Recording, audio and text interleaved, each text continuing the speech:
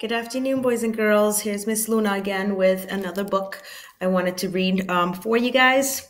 This one is called A Pocket for Corduroy. And this one is actually written and the pictures are drawn by the same person, Don Freeman.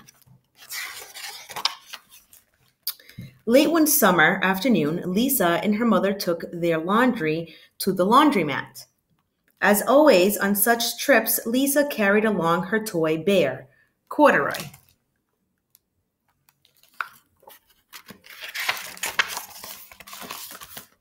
The laundromat was a very busy place at this hour. Now, Corduroy, you sit right here and wait for me, Lisa said. I'm not going to help without our wash. Corduroy waited patiently. Then he suddenly perked up his ears.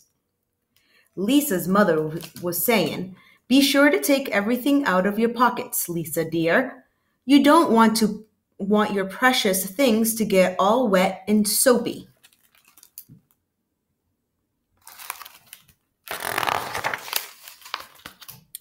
"Pockets," said Corduroy to himself. "I don't have any pockets." He slid off the chair. "I must go find something to make a pocket out of," he said, and he began to look around.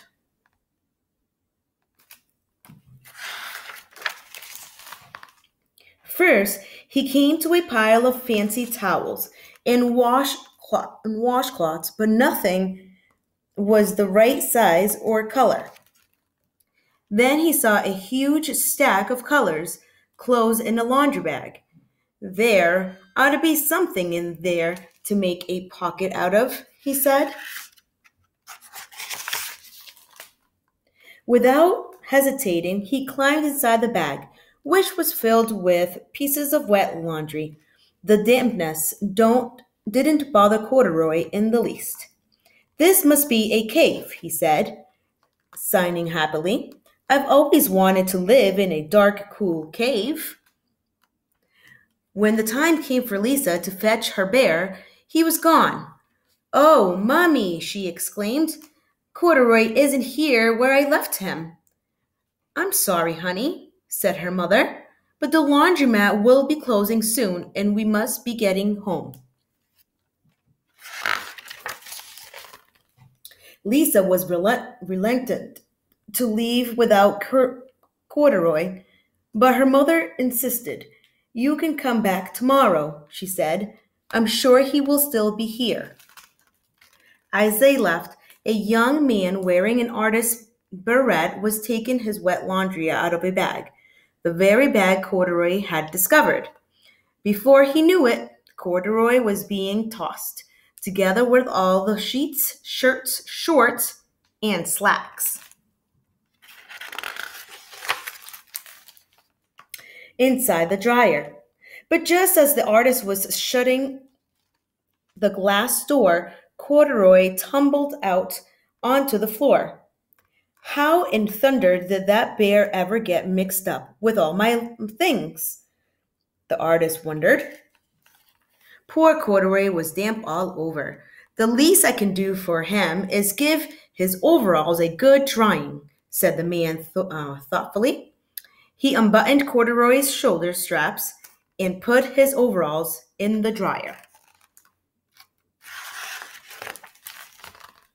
Corduroy grew dizzy as he watched the clothes spinning around, but the artist became inspired. "This would make a wonderful painting," he said as he took a sketch pad out of his pocket and began drawing the swirling colors. "I can hardly wait to get back to my studio." Finally, the dryer stopped whirling and the man gathered up the clothes. Then he helped Corduroy put on his warm, dry overalls. All at once, the manager of the laundromat called, "Closing time! Everybody out!" Corduroy was gently placed on top of a washing machine. "I wonder who that bear belongs to," said the artist as he was leaving. "Seems to me he should have his name someplace. He's too fine a fella to be lost. As soon as the lights were turned off, Corduroy began his search again. He was surprised to see something white glowing in the dark. Maybe it's snow, he said excitedly. I've always wanted to play in the snow.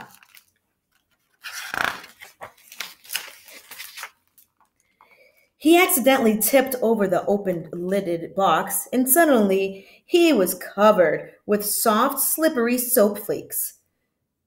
Gradually, Corduroy began to slip and slide. Oh, what fun, he said with a smile. I've always wanted to ski down a steep mountainside. He landed paws first in an empty laundry basket. This must be a cage, he said, peeking through the bars. I've never wanted to live inside a cage like a bear in the zoo. But by now, Corduroy felt drowsy, and soon he nodded off to sleep. Next morning, when the manager came to open the door of the laundromat, there was Lisa waiting.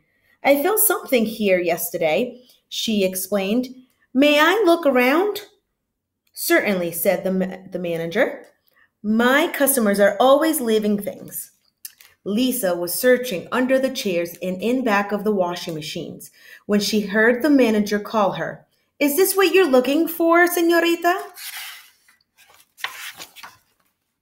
Yes, yes, he is my best friend, shouted Lisa as she came running. She reached in and picked Corduroy out of the basket. So this is where you've been, you little rascal, she said. It's time I took you home. Lisa thanked the manager and ran out the door and down the street, holding Corduroy tightly in her arms. I thought I told you to wait for me, she said. Why did you wander away?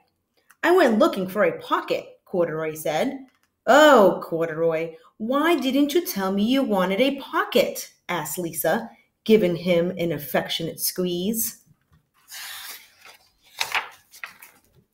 That very morning, Lisa sewed a pocket on Corduroy's overalls, and here is a card I've made with your name on it for you to keep tucked inside, she said.